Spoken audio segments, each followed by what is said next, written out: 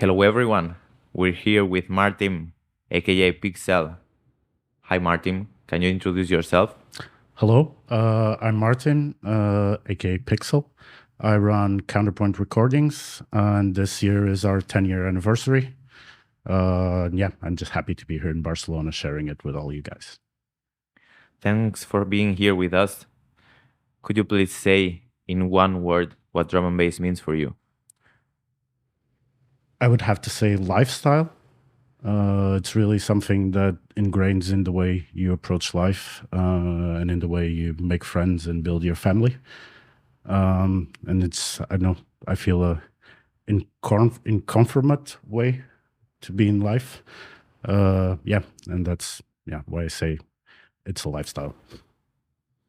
What feelings do you try to express through the label?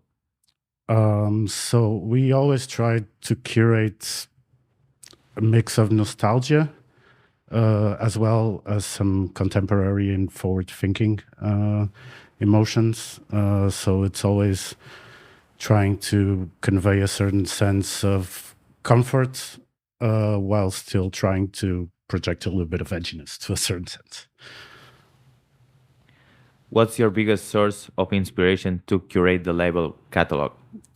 I would have to say Critical Music and Kasha, as I'm a really big fan of the way he built the label and the way he approaches artist relations and just the way he curated his whole brand from the start. Obviously, there are tons of other sorts of inspiration. I mean, obviously, there's Goldie. There's a lot of different approaches in the scene. But I have to say, if I could work together with anyone as a label manager, it would be Critical and Kasha. What's your favorite track from Counterpoint Recordings? That's an easy one. It has to be Initiate by KZB. Was the one time we worked with them before their career skyrocketed. And to this day, it remains the anthem of the label. I think there's not a Counterpoint party where it doesn't get played. If you had the opportunity to release a song with any drum and bass artist from the past or the present, who would it be and why? Well, that is a little bit of a tough one. If I could release a track with any past or present artists, I would have to give two answers. So past, Marcus Intellects, as he was, I think, a really big creative input into drum bass, and we miss him deeply. Present, I would have to say QZB again. Not just because they are good friends, but because I truly believe they are one of the sickest producers out there. How do you feel about tonight's gig? Hey, I feel tonight is gonna be buzzing. Every time I play in Barcelona, it's such an energetic crowd. You make me feel always so welcome. It's always so easy to build a connection to the dance floor. So I'm expecting gun fingers and underground vibes all the way. And how do you feel about the scene growing in Barcelona? Hey, I think I've been coming here, I think, for 7 or 8, maybe 6 or 7 years.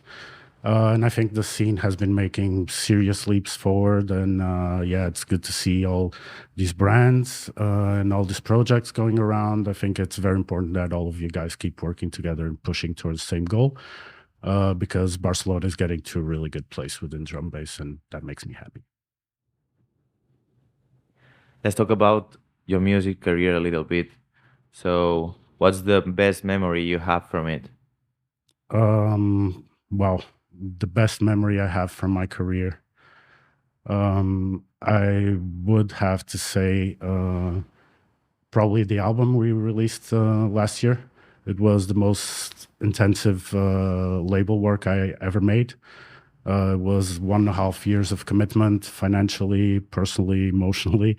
But in the end, to still be a DJ and a label owner and not a producer, and be able to see the name of our label and my name personally, as a little bit egoistic as that sounds, on platforms like UKF and major players within drum bass industry, I have to say it makes me proud.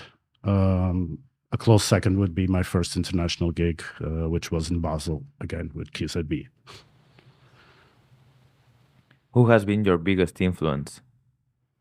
My biggest influence, I think I already went a little bit into that with Castro.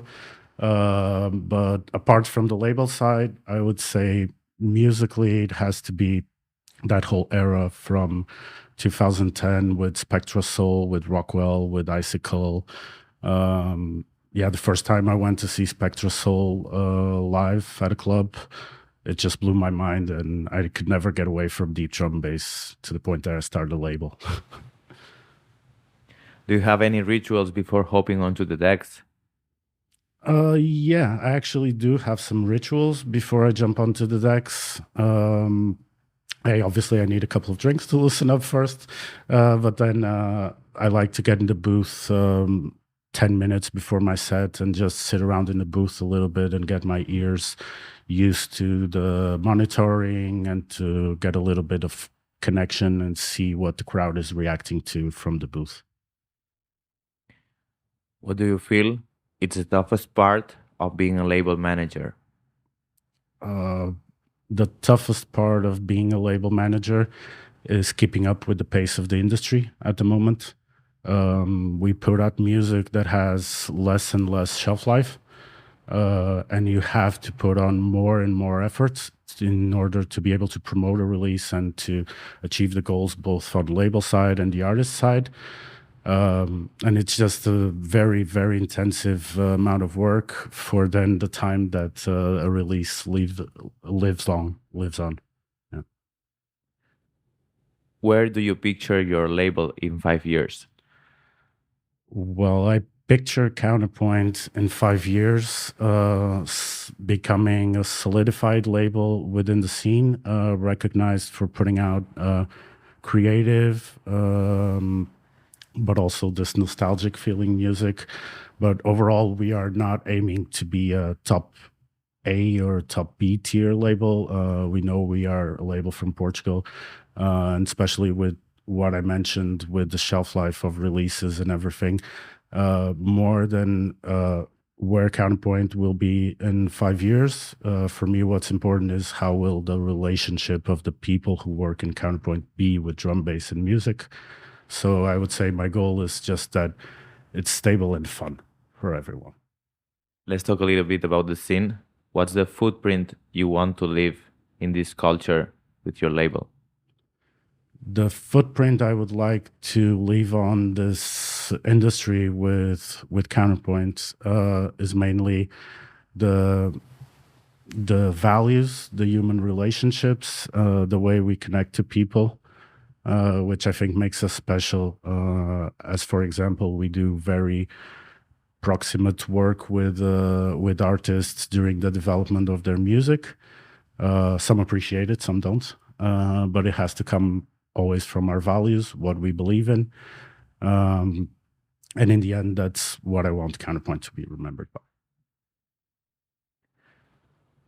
What do you think about the future of drum and bass worldwide? It's on a good way. It goes back and forth. So I've been involved in the scene for over 20 years, and it goes up and down in terms of what you would consider like the main floor and the big crowds. And that can be more on and off to my personal tastes and doesn't have to matter to my personal taste. I just think it has this hypes as it's having now, where it's reaching more audience outside of drum bass. But I feel like what keeps carrying on the flag is that stable underground scene, which hasn't moved from 20 years, even though it's more or less popular. How do you feel about the drum and bass crowd? It becomes harder to get a touch of how the drum and bass crowd is in terms of its music culture that started in the 90s. So we are now in 2003. So it now spans from people to 55, even 60-year-olds to 16 and 15-year-olds. So it becomes a broader and broader audience, which leaves more space for experimenting and more space for more niche and subgenres. And I'm happy with that. What piece of advice would you give to newcomers DJs and or producers who want to start a solid career? Patience, patience, patience. I have to say one thing is, yeah, it takes time, it takes work, it takes a lot of rejection. And if you're not ready for it, it's not the right industry. I'm sorry. So after all this, would you like to ask anything to the audience? Yeah, I would like to ask the audience if everything that we said before and what we tried to make Counterpoint stand for, if that resonates with you. And if you like our music, if you like our brand, and if you would like to hear something different from us, we're always open to inputs and feedback. Thank you very much for coming. It's been a pleasure to interview you here. Thank you very much. Thank you to all the Barcelona gangs.